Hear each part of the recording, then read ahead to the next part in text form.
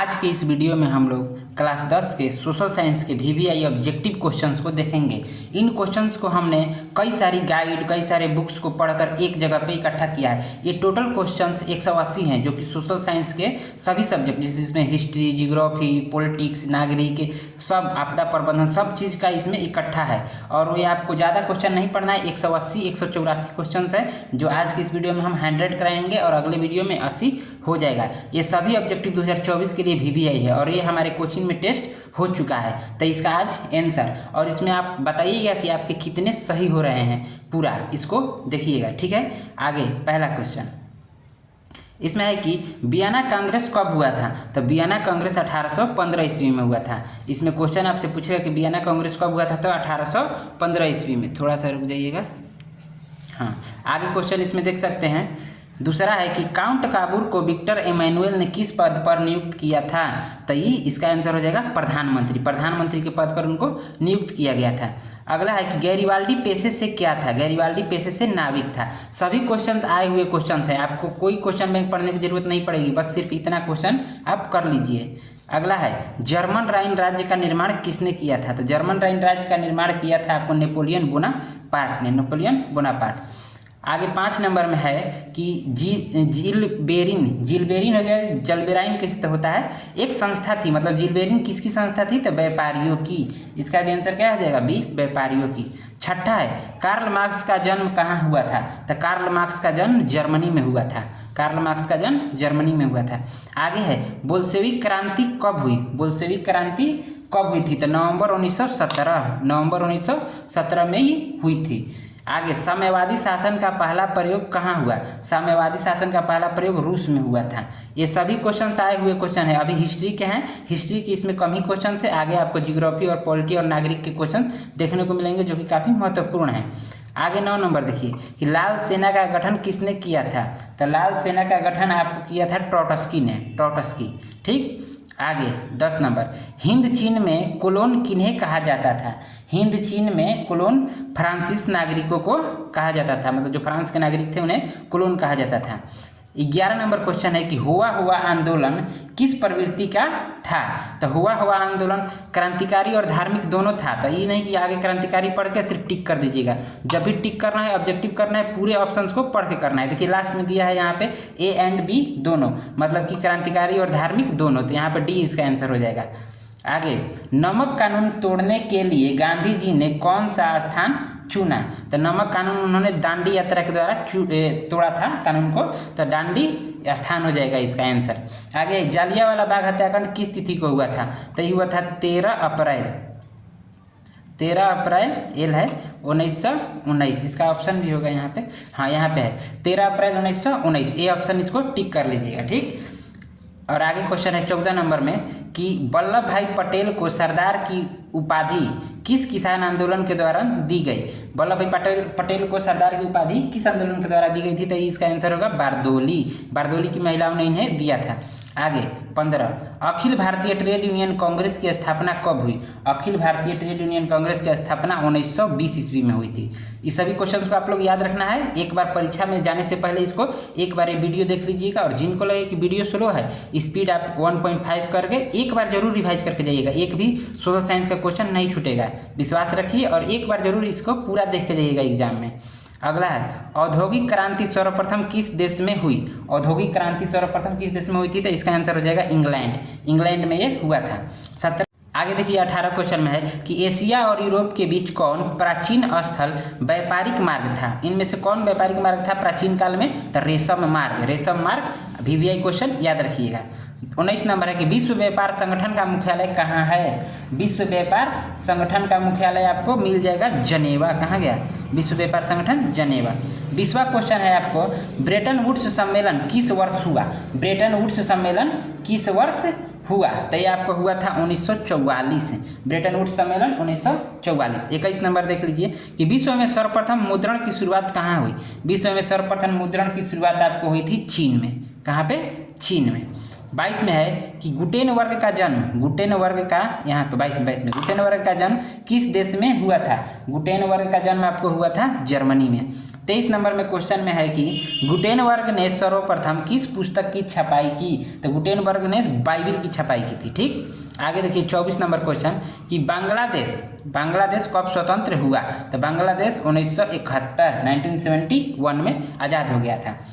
15 number question है कि 15 नहीं माफ़ कीजिएगा 25 नंबर क्वेश्चन कि 15वीं लोकसभा में महिलाओं की कितनी भागीदारी थी? तो 15वीं लोकसभा में महिलाओं की भागीदारी 10.86 थी। ठीक, 26 नंबर क्वेश्चन है कि भारत में कहाँ महिलाओं के लिए आरक्षण की व्यवस्था है? अब जो ये सब क्वेश्चन है ना, ये सब हिस्ट्री से अलग है। ठीक, इसका ऑप्शन आगे है। क्वेश्चन एक बार फिर देख लीजिए कि भारत में कहाँ महिलाओं के लिए आरक्षण की व्यवस्था है? इसका ऑप्शन यहाँ पे होगा आरक्षण की व्यवस्था है। तो इसमें आप यहाँ पर करिएगा कि पंचायती राज संस्थाएं, मतलब पंचायतों में महिलाओं के लिए आरक्षण दिया गया है, तो पंचायती राज संस्थाएं हो जाएगी। अगला 27 नंबर आपको क्वेश्चन है, 27 में है आपको कि अंतर्राष्ट्रीय महिला दिवस किस तिथि को मनाया जाता है? अंतर्राष्ट्रीय महिला दिवस किस तिथि को मनाया जाता है? तो इसको तो एकदम याद ही रखिएगा, 8 मार्च अंतर्राष्ट्रीय महिला दिवस। आगे चलते हैं 28 नंबर में। 28 नंबर क्वेश्चन है कि निम्नलिखित व्यक्तियों में कौन लोकतंत्र में रंग भेद के विरोधी नहीं थे? ध्यान से पढ़ना है, नहीं थे पूछ रहा है। इसका आंसर हो जाएगा जेड गुड, ये विरोधी नहीं थे। आगे इंडिका पुस्तक के लेखक कौन है? इंडिका पुस्तक के लेखक मेगास्थनीज। इंडिका पुस्तक के लेखक मेगास्थनीज हैं। इंडिका पुस्तक के लेखक मेगास्थनीज। 30 नंबर क्वेश्चन है कि संघ सरकार का उदाहरण है। संघ सरकार का उदाहरण क्या है? 30 नंबर में है, तो इसका आपको आंसर हो जाएगा संघ सरकार का उदाहरण इसमें से कौन है? तो अमेरिका में संघ सरकार चलती है। ठीक, 31 में देखिए 31 निम्नलिखित में से कौन केंद्र शासित प्रदेश है? 31 में है कि निम्नलिखित में से कौन केंद्र शासित प्रदेश है? तो इसका आंसर हो जाएगा चंडीगढ़। इसका आंसर चंडीगढ़। 32 नंबर क्वेश्चन है कि भारत में किस प्रकार की शासन प्रणाली है? 32 में है कि भारत में किस प्रकार की शासन प्रणाली है? तो भारत में संघीय और संसदीय दोनों हो जाएगा, संघीय और संसदीय, यानी कि ऑप्शन नंबर बी में हो जाएगा। आपको ये सभी क्वेश्चंस को याद करके ही एग्जाम में जाना है, क्योंकि ये सभी आएंगे। 33 में देखिए पंचायती राज्य व्यवस्था सर्वप्रथम किस राज्य में लागू किया गया? तो ये हो जाएगा राजस्थान। पंचायती राज्य व्यवस्था, इसका आंसर गाइड में गलत दिया है, तो इसीलिए हम आपको यहाँ पे करा रहे हैं। बहुत से गाइड में मिस प्रिंट होते हैं, तो यहाँ पे आप सही देख सकते हैं कि पंचायती राज्य व्यवस्था सर्वप्रथम किस राज्य में लागू हुआ था? तो राजस्थान में हो जाएगा। अगला देखिए ग्राम कचहरी का प्रधान कौन होता है? ग्राम कचहरी का प्रधान सरपंच को बोला जाता है। ध्यान से ये सब कीजिएगा, कोई मुखिया मार देता है, कभी कभी ऑप्शन में रहता है, तो वो नहीं होगा, क्या होगा? सरपंच। ग्राम कचहरी का प्रधान कौन होता है? तो सरपंच। आगे 35 नंबर क्वेश्चन में देखिएगा कि ग्राम पंचायत का कार्यकाल कितने वर्ष का होता है? तो ये हो जाएगा आपको 5 वर्ष। ग्राम पंचायत का कार्यकाल 5 वर्ष का होता है। भारत में मतदाता होने की न्यूनतम आयु क्या है? मतलब वोट देने की न्यूनतम आयु क्या है? तो इसमें आपको हो जाएगा 18 वर्ष। कहाँ है ये वाला? 18 वर्ष।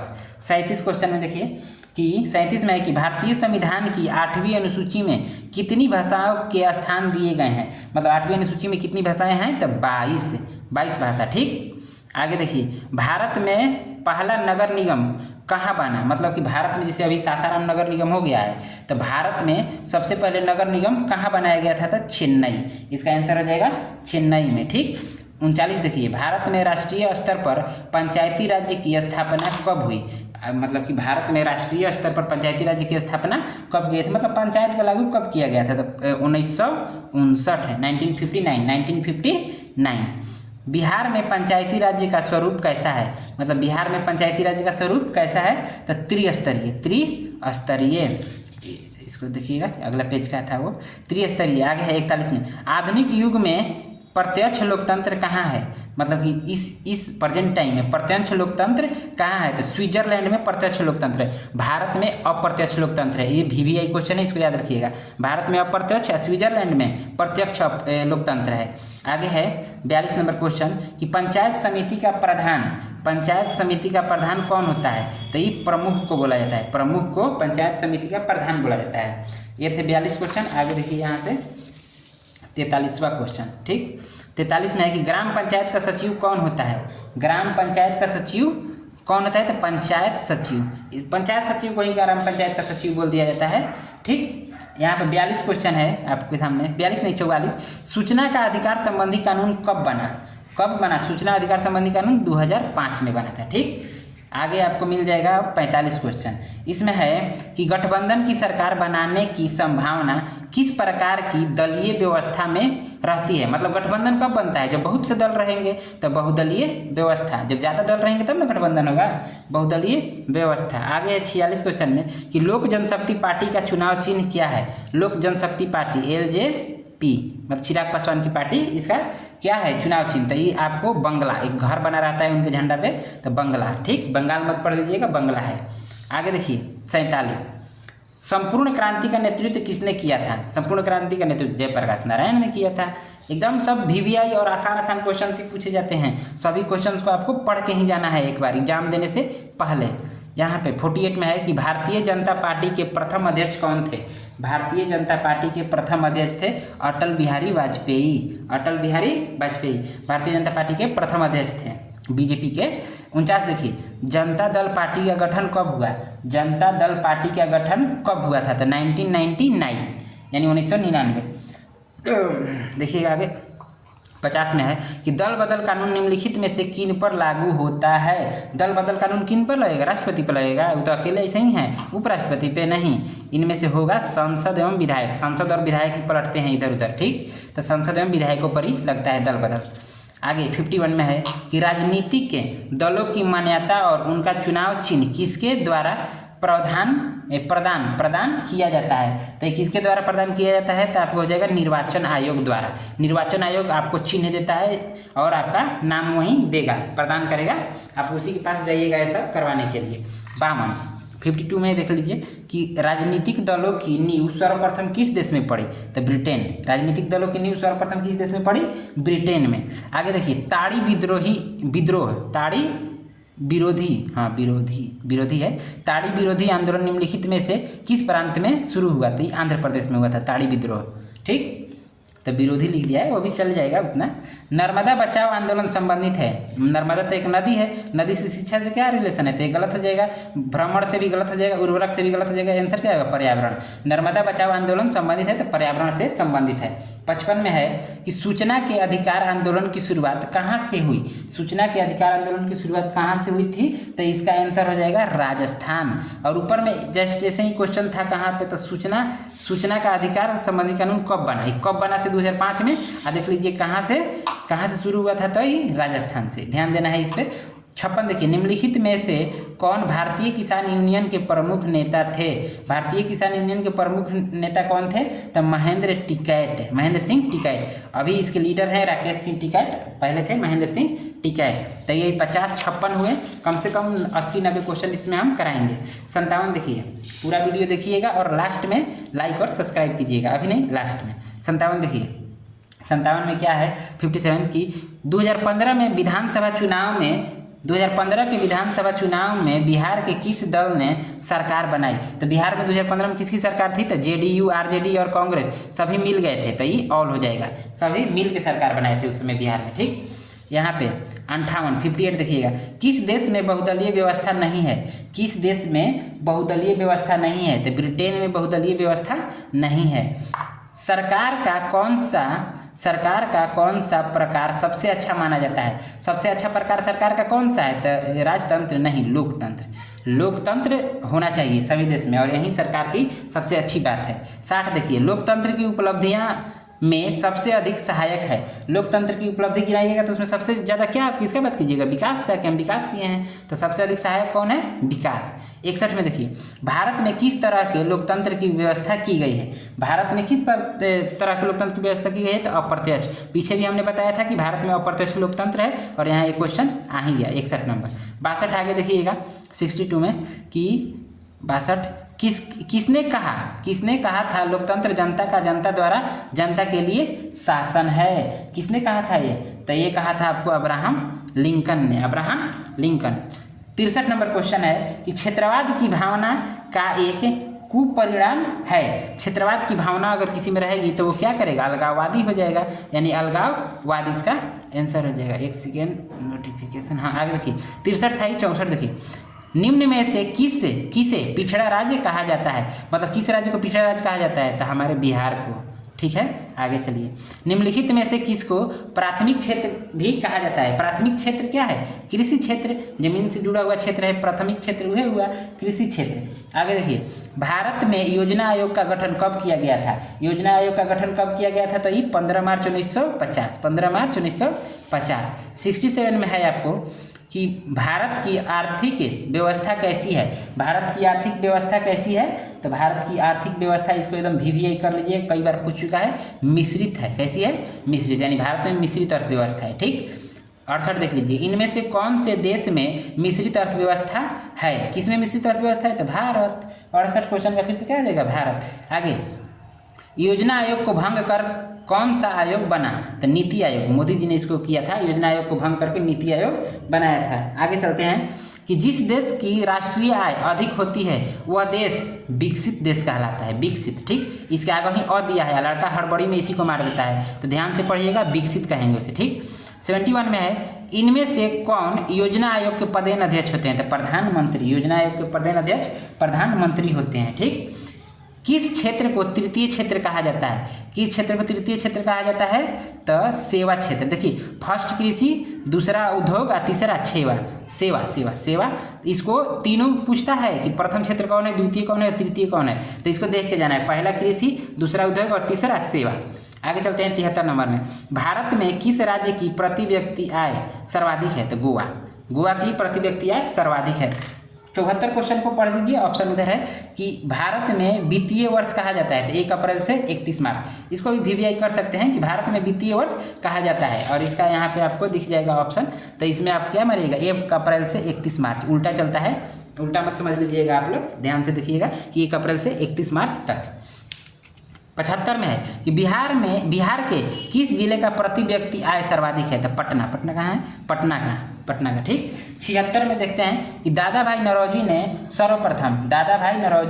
सर्वप्रथम राष्ट्रीय आय का अनुमान कब लगाया था? तो 1886 में, 1886 कर रहे हैं, माफ़ कीजिएगा 1868, माफ़ कीजिएगा वो गलती से बोला गया, 1868, 86 नहीं 1868। ठीक, आगे चलते हैं। किसने कहा मुद्रण वह है जो मुद्रा का कार्य करती है? मुद्रण वह है जो मुद्रा का कार्य करती है, यह कथन किसने कहा था? ये पूछा है, तो ये कहा था हार्टले विदर्स।